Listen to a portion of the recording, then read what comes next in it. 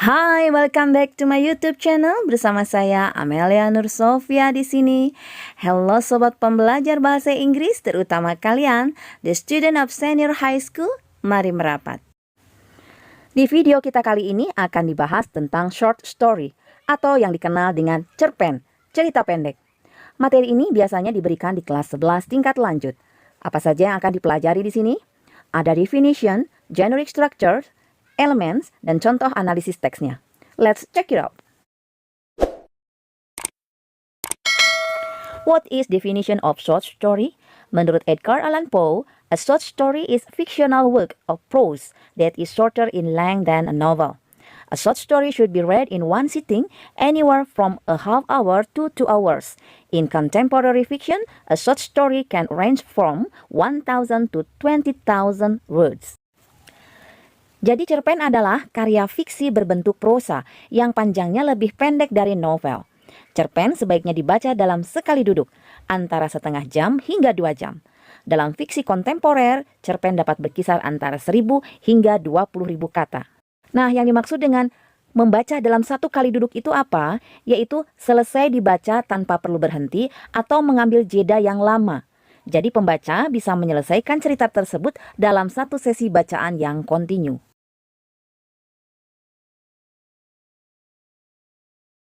Because of the shorter length, a short story usually focuses on one plot, one main character with a few additional minor characters, and one central theme, whereas a novel can tackle multiple plots and themes with a variety of prominent characters. Nah, sobat pembelajar bahasa Inggris, karena panjangnya yang lebih pendek, cerpen biasanya berfokus pada satu alur cerita atau plot, satu tokoh utama dengan beberapa tokoh kecil tambahan, dan satu tema sentral. Sedangkan novel dapat terlibat beberapa alur cerita dan tema dengan berbagai karakter utama. Characteristic of short story: length 1,600 to 20,000 words and should take 30 minutes to 2 hours to read. Panjangnya yaitu sekitar 1.600 kata sampai 20.000 kata. Dan kalau diukur dalam menit, seharusnya 30 menit sampai 2 jam saja dalam membacanya. Subject: focus on a single subject or theme and one plot line. Artinya short story hanya berfokus kepada satu subjek atau satu tema saja dan satu alur cerita saja. Focus on just one or a couple characters. Hanya berfokus kepada satu atau beberapa karakter saja. Karena short story adalah bagian dari narrative text, maka generic structure of short story itu pada umumnya sama dengan narrative text. Miss ingatkan kembali, apa itu generic structure?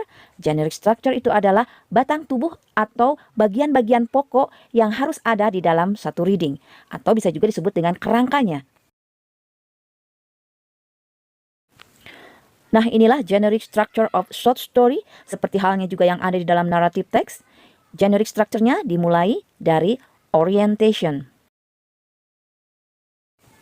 Di awal-awal cerita biasanya ada orientation, yaitu pengenalan latar, tokoh, dan setting cerita. Nah, setelah pengenalan tokoh di dalam orientation, kemudian lanjut ke complication. Di dalam complication biasanya muncullah konflik atau masalah yang terjadi. Pertama-tama mungkin muncul satu konflik, kemudian menuju ke puncak konflik atau klimaks. Setelah tokoh utama mengalami puncak permasalahan atau klimaks, maka biasanya tokoh utama akan mendapatkan penyelesaian dari konflik atau masalah, yaitu adanya di resolution. Setelah konflik atau masalah selesai, nah biasanya ada reorientation atau koda di akhir cerita, yaitu ada penutup atau kesimpulan. Walaupun reorientation atau koda ini tidak selalu ada di dalam short story.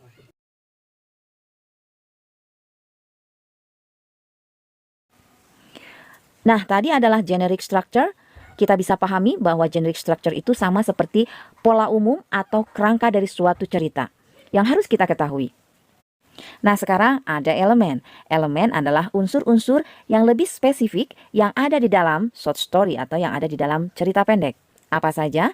Nah, di sini ada 7 important elements of short story. Ada 7 elemen penting yang ada di dalam cerita pendek. Yang pertama ada character atau karakter. A character is a person or sometimes even an animal who takes part in the action of a short story or other literary work. Jadi karakter itu biasanya ya berbentuk orang, namun juga kadang-kadang ada juga binatang, seperti di fabel itu binatang, ya. Jadi orang atau binatang yang mengambil bagian penting di dalam cerita. Yang kedua ada setting atau latar cerita. The setting of a short story is the time and place in which it happens. Jadi di dalam setting itu biasanya menunjukkan waktu dan tempat. Authors often use description of landscape, scenery, buildings, season, or weather to provide a strong sense of setting. Jadi setting atau latar cerita itu bisa berupa landscape, lahan atau daratan, bisa juga scenery, pemandangan misalnya, buildings, bangunan, atau juga seasons, and a weather, yaitu bisa juga cuaca, musim, begitu ya, untuk menunjukkan satu setting atau latar cerita. Elemen selanjutnya ada plot. A plot is a series of events and character action that relate to the central conflict. Jadi plot itu adalah kumpulan dari kejadian-kejadian atau alur dari sebuah cerita. Selanjutnya ada conflict. The conflict is a struggle between two people or things in a short story. Jadi konflik itu adalah pertentangan, begitu ya, pertentangan, perselisihan antara karakter-karakter utama yang ada di dalam cerita itu. Selanjutnya ada theme. The theme is the central idea or belief in a short story. Theme itu tema. Tema itu adalah ide pokok cerita atau isu yang paling pokok di dalam cerita tersebut. Nah, selanjutnya ada point of view. Apa itu point of view? The perspective from which the story is narrated. First person, third person, or omniscient. Jadi point of view itu adalah sudut pandang dari mana cerita itu disampaikan. Cerita itu bisa disampaikan menurut sudut pandang orang pertama atau first person, biasanya menggunakan kata I, atau juga menggunakan third person, orang ketiga. Biasanya menggunakan she, he, begitu. Yang terakhir ada moral message. The moral message or lesson that can be derived from the story, often found in stories with the purpose of teaching certain values to the reader. Moral message atau pesan moral atau pelajaran hidup yang biasanya bisa kita ambil dari cerita pendek tadi. Nah, biasanya ini tujuannya juga adalah untuk memberikan nilai-nilai yang baik. Nah, sobat pembelajar bahasa Inggris, saya berikan sedikit lebih merinci dari plot atau alur cerita. Karena ketika kita membaca suatu cerita, terkadang alur ceritanya ada yang maju, ataupun juga alur cerita yang menceritakan masa lalu, ataupun juga kadang-kadang mix atau campur. Nah, di sini saya akan berikan jenis dari plot atau alur. Ini namanya plot linear. Apakah itu plot linear? Adalah jenis plot yang paling umum digunakan dalam cerpen. Cerita berjalan secara kronologis dari awal hingga akhir tanpa lompatan waktu yang signifikan. Yang kedua, plot flashback.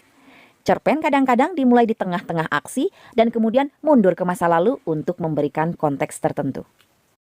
Selanjutnya ada jenis plot twist ending. Nah, seperti apa ini? Plot twist ending. Cerpen seringkali menggunakan plot dengan akhir yang mengejutkan atau twist ending untuk memberikan dampak dramatis. Selanjutnya ada plot circular. Cerpen yang dimulai dan berakhir di titik yang sama menciptakan perasaan penyelesaian. Dan yang terakhir ada plot in medias res. Apa itu? Yaitu cerpen yang dimulai di tengah aksi untuk segera menarik perhatian pembaca dan kemudian memberikan informasi latar belakang cerita saat cerita berkembang. Nah, itulah elemen-elemen penting yang ada di dalam suatu cerita. Kemudian kita lanjut sekarang ke kesimpulan kecil, yaitu apakah cerpen dilihat dari panjang pendeknya kata atau kosakata yang ada di dalamnya. Maka ada cerpen mini atau flash, cerpen dengan jumlah kata antara 750 kata sampai 1000, itu cerpen mini. Kemudian cerpen ideal, yaitu adalah short story yang jumlah katanya antara 3000 sampai 4000 kata. Kemudian yang termasuk ke dalam cerpen yang panjang, yaitu cerpen yang mencapai 10.000 kata. Tentu saja walaupun cerpen panjang, tetap itu bukan disebut novel ya. Karena kalau novel itu 20.000 kata lebih begitu. Nah, sobat pembelajar bahasa Inggris, ada satu hal yang tidak boleh kalian lupakan, yaitu language features atau ciri-ciri kebahasaan yang meliputi structure atau grammar yang ada di dalam short story. Seperti halnya juga di dalam narrative text, apa sajakah itu language features yang biasanya muncul atau yang digunakan dalam short story atau narrative text. Let's check it out. Narrative text ataupun short story pasti menggunakan past tense. Fungsinya untuk menggambarkan peristiwa yang sudah terjadi. Contoh, she walked to the store. Jadi penggunaan kata kerja verb kedua. Selanjutnya ada action verb. Fungsinya menggambarkan tindakan atau aksi yang dilakukan oleh tokoh atau karakter utamanya. Contoh, he climbed the tree. Kemudian ada direct dan indirect speech. Fungsinya menyampaikan percakapan atau ucapan tokoh, ya. Ini secara langsung. Misalnya, he said, I will go tomorrow. Perlu diperhatikan juga grammar yang satu ini, yaitu temporal connectives. Fungsinya menghubungkan peristiwa dalam waktu. Contoh, penggunaan then, next, afterwards, dan lain sebagainya. Selanjutnya, penggunaan adjectives and adverb.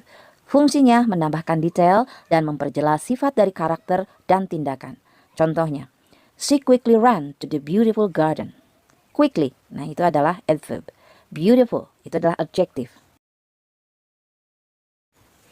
Kemudian yang tak kalah pentingnya juga penggunaan nouns and pronouns. Fungsinya menyebutkan nama karakter-karakter utama yang ada dalam cerita, kemudian benda, menyebutkan tempat juga, serta mengganti kata benda untuk menghindari repetisi atau pengulangan. Contoh, kalau nama misalnya Tom.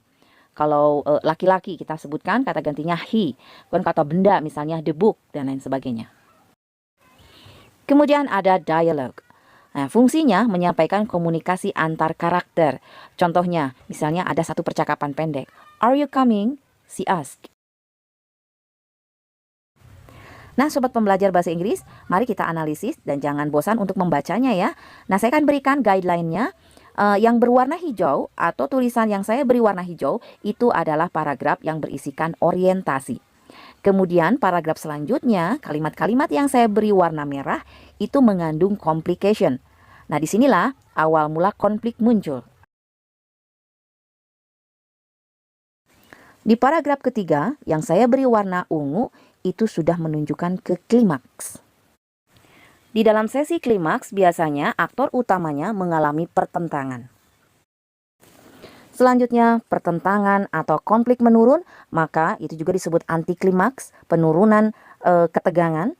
Setelah itu, terakhir ada resolution.